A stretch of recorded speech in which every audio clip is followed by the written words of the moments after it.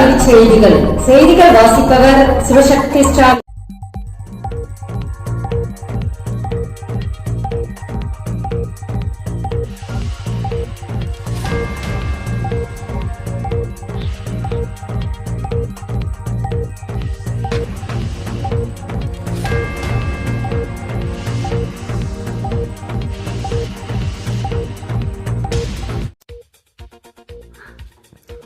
பள்ளி மாணவர்களுக்கு முக்கிய அறிவிப்பு.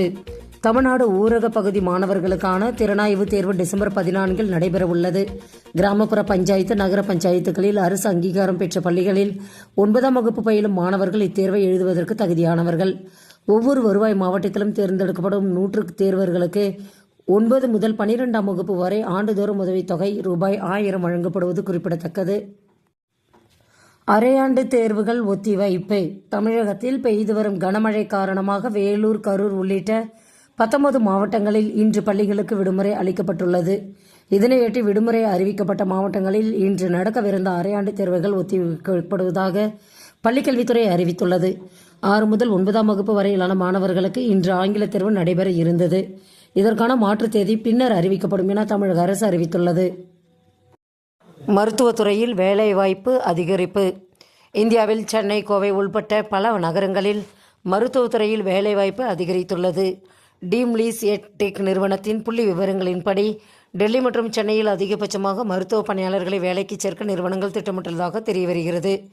இந்த துறையில் 47% நிறுவனங்கள் டெலிஹெல்த் மற்றும் நோய் தடுப்பு சேவைகளை முன்னேற்றம் காரணமாக அதிக வேலைவாய்ப்புகளை வழங்க உள்ளது குறிப்பிடத்தக்கது. 12ஆம் வகுப்பு தேர்ச்சி போதும். மத்திய அரசில் 400 பணியிடங்கள்.